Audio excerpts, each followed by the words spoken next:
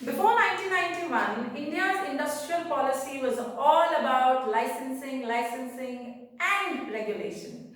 91 से पहले इंडिया में टोटल कंट्रोल गवर्नमेंट के हाथ में रहता था और उसके बाद उसका क्या हाल हुआ वो हम पिछली वीडियो में डिस्कस कर चुके हैं. When I did the videos on new economic policy need, why did we need new economic policy, हमने पिछली वीडियोस में समझा था.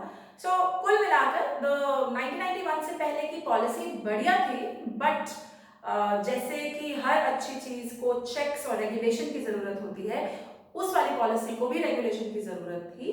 और क्योंकि ऐसा नहीं हुआ तो हम 91 के क्राइसिस में, इकोनॉमिक क्राइसिस के साल में पहुंच गए. राइट.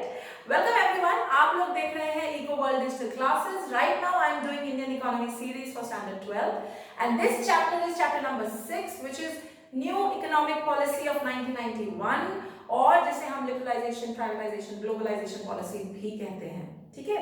तो पिछली वीडियो में ये तो समझ गया था कि हमारे हालात क्या थे और हमारे कितने खस्ता हालात थे, if I might say so.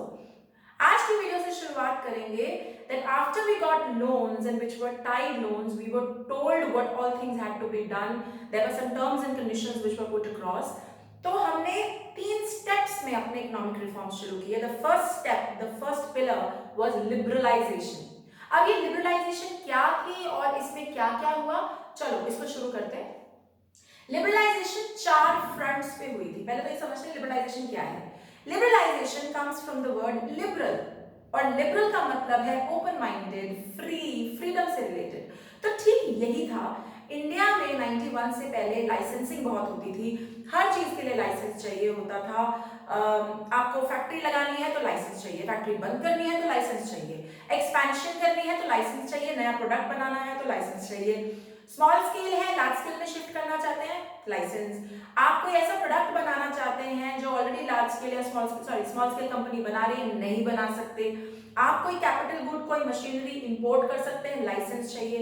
और प्रॉब्लम क्या थी, लाइसेंस में प्रॉब्लम नहीं है. प्रॉब्लम ये थी कि वो लाइसेंस लेने के लिए 4-4, 5-5 साल लग जाते थे. As you know, there was a lot of corruption. तो चक्कर लगाई जाओ, lot of bribery, lot of corruption, and your work is to never get done. तो क्या होता था, जो प्राइवेट एंटरप्रेन्योर है ना, तो उसके पास इतना पैसा है ना इतना टाइम है. और जब ऐसे डेटरेंट्स हो बिजनेस करने में, जब ऐसी मुसीबतें हो, तो लोग बिजनेस का आइडिया ड्रॉप कर देते हैं, करते नहीं हैं. और इसीलिए ये वो टाइम था जब लोग कहते थे अच्छा मैं बिजनेस करना चाहता हूँ, I want to start up. तो बाकी लोग कहते थे यार नौकरी कर ले, go do a job somewhere, don't get into business because it was too messy. तो ये सब सीन था. तो 91 में जो सबसे पहला काम किया, it was freedom from controls imposed by government. Government के डायरेक्ट इनडायरेक्ट कंट्रोल्स जो थे, by controls we mean licensing, regulation, हर चीज में परमिशन, उससे छुटकारा मिला, उससे लिबरलाइजेशन हुई, and that came to be known as liberalisation. इसके 2 और नाम हैं. इसको डीरेगुलेशन भी कहते हैं, क्योंकि रेगुलेशन का मतलब है आप कंट्रोल डाल रहे हैं, आप परमिशन डाल रहे हैं. और डी लाइसेंसिंग यानी जितने आपको लाइसेंस वगैरह लेने थे वो थोड़े कम कर दिए. That was liberalisation. लिबरलाइजेशन 4 मोटे एरियाज में हुई, like you can see on the board, I written all 4 of them. Industrial sector के रिफॉर्म्स हुए, इंडस्ट्रियल सेक्टर की लिबरलाइजेशन हुई, जो बहुत ज्यादा कंट्रोल, परमिशन के पंगे थे वो खत्म करे. दूसरा फाइनेंशियल सेक्टर यानी बैंकिंग के डोमेन में बहुत चेंजेस हुए. तीसरा फिस्कल रिफॉर्म्स, यानी सरकार के एक्सपेंडिचर और रेवेन्यू पॉलिसी को फिस्कल पॉलिसी बोलते हैं, government expenditure and revenue policy. lot of changes were done there. And finally the external sector reforms means foreign trade, foreign exchange reforms. Now topic लंबा है तो मैं एक वीडियो में नहीं कर पाऊंगी. I am going to do the first part today in this video and then we'll continue in the coming parts the other 3 pointers. Okay, चलो शुरू करते हैं. तो like I said, industrial sector में what was controlled? Look at that question. क्या क्या पंगे थे यार, किस किस चीज के लाइसेंसिंग थी? I have made 4 points. आप उन 4 points पे ध्यान दो. Total points: expansion, production, closure. कुछ प्रोड्यूस करना है, एक्सपैंड करना है, बंद करना है, परमिशन चाहिए. प्राइवेट सेक्टर को हर चीज में घुसने नहीं देते थे. Mostly everything was controlled by public sector. So again licensing over there. Price fixation controls थे. देखो आज तुमने पिछले साल माइक्रो पढ़ा, and in micro we studied कि प्राइसिंग का जो डिसीजन है वो प्रोड्यूसर के हाथ में है. मेरी क्लासेस में मैं कितना चार्ज करूंगी, that is totally my prerogative, nobody else's. Right now कई ऐसी कमोडिटीज, कई ऐसी गुड्स थी 91 से पहले जिनकी प्राइसिंग सरकार फिक्स करती थी and there was nothing that you could have done as a private producer about it, कुछ नहीं कर सकते थे। तो वो तीसरा। और स्मॉल स्केल को प्रोटेक्शन थी, तो कई ऐसी कमोडिटीज थी जो सिर्फ स्मॉल स्केल रिजर्व थी उनके लिए, जैसे होटल में टेबल रिजर्व हो जाता है वैसे स्मॉल स्केल के लिए गुड रिजर्व था कि ये तो स्मॉल स्केल ही बनाएगी, ऊपर से कोई कंपटीशन नहीं देगा उसको, कोई लार्ज स्केल नहीं बनाएगा वो गुड, कोई बाहर का तो मतलब ही नहीं कोई अब्रॉड से कोई चीज आ जाए। Like I said, initially all these things were brilliant because they gave us the push, वो धक्का हमें दिया to begin industrialization in our country। अगर नहीं मिलता, encouragement नहीं मिलती तो हो सकता है industrialization होती नहीं। But what happened 15-20 years later, सब कुछ जूते चप्पलें सब पब्लिक यूनिट बना रहा है तो करप्शन, ब्राइबरी, इनएफिशिएंसी सब बढ़ गया और काम होने लगा ठप। तब जाके 91 के हालात आए। तो लिबरलाइजेशन जो पॉलिसी का पहला एस्पेक्ट था उसमें क्या क्या इंडस्ट्रीज में क्या क्या लिबरलाइज किया गया, किस किस चीज से फ्रीडम मिला, let's discuss that. 5 point. First point, freedom from industrial licensing. अब as a producer can you imagine, आप अपनी फैक्ट्री का आउटपुट बढ़ाना चाहते हैं और आपको पहले सरकार से कंप्लीट परमिशन अभी भी देनी पड़ती है लेकिन वो हैसल फ्री है, क्विकली हो जाती है। तब तो भाई 3-4 साल तक वो नहीं होती थी। If you've not seen this movie called Guru of Aishwarya Rai and Abhishek Bachchan, you must see it. You might get a glimpse of what I'm trying to say. उस मूवी में दिख जाएगा, राइट? क्योंकि ये उससे पहले का जो टाइम पीरियड है उसके बारे में है मूवी। तो इंडस्ट्रियल लाइसेंसिंग को खत्म कर दिया गया। It was deregulated except for 5 industries जहां लाइसेंसिंग रखी गई for obvious reasons. What were this 5 industries? Liquor, alcohol, cigarettes, defence equipments, industrial explosives and dangerous chemicals.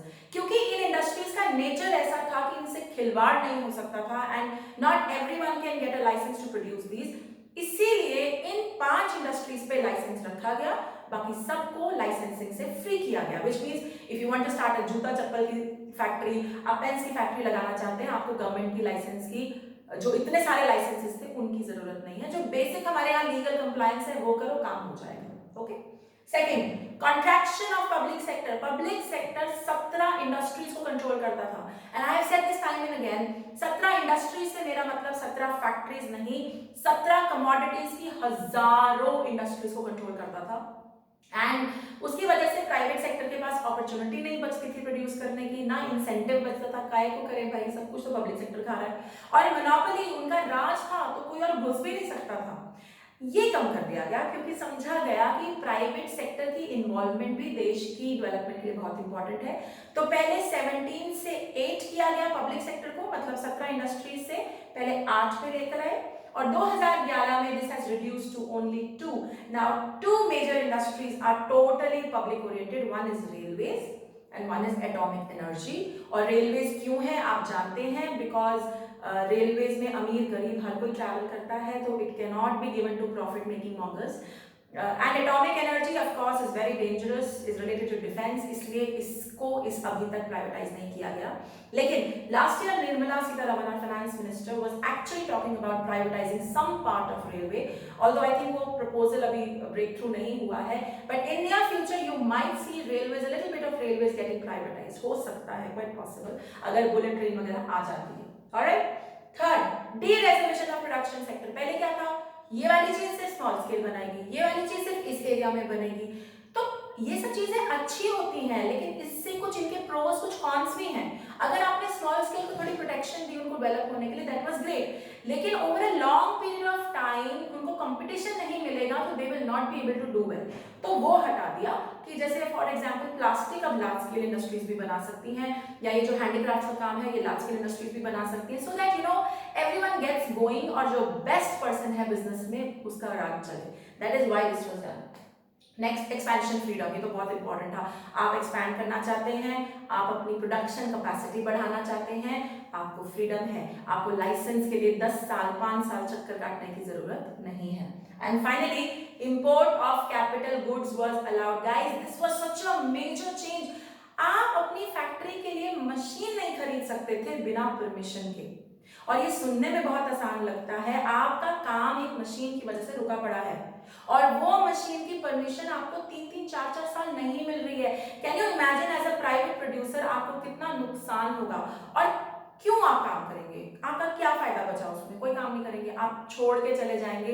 इसीलिए हमारे समय 91 से पहले उस साल में लोगों के पास पैसा ही नहीं बचा था, because if you remember circle of flow of income, it is the producers and private producers, because public कितना करेगी, प्राइवेट के हाथ में होना चाहिए। प्राइवेट प्रोड्यूसर्स जो नौकरियां जनरेट करते हैं, इनकम जनरेट करवाते हैं, तो वो सब बंद हो गया था, इसीलिए 91 का क्राइसिस हुआ। तो पहला कदम यही उठाया गया, इंडस्ट्रियल सेक्टर को रिफॉर्म किया। कैसे? इंडस्ट्रियल लाइसेंसिंग हटा दी, सिर्फ 5 सेक्टर्स में, 5 इंडस्ट्रीज में रखी। पब्लिक सेक्टर को कम कर दिया, सिर्फ 2 में रखा गया। रिजर्वेशन हटा दी स्मॉल स्केल इंडस्ट्रीज की। एक्सपेंशन प्रोडक्शन कैपेसिटी बढ़ाने का फ्रीडम मिल गया और कैपिटल गुड्स को इंपोर्ट करने का फ्रीडम भी मिल गया। यहां से शुरुआत हुई लिबरलाइजेशन की। अभी कहानी बाकी है, अगले 3 सेक्टर्स में क्या क्या रिफॉर्म्स हुए, I am going to discuss them in coming up videos. Alright, stay tuned. If you are seeing me on YouTube, don't forget to like, share, subscribe and comment. And guys, in case there are any questions, आपको कुछ doubts हैं, आप comment करके मुझसे पूछ सकते हैं, I will respond to them. Alright, bye bye, take care.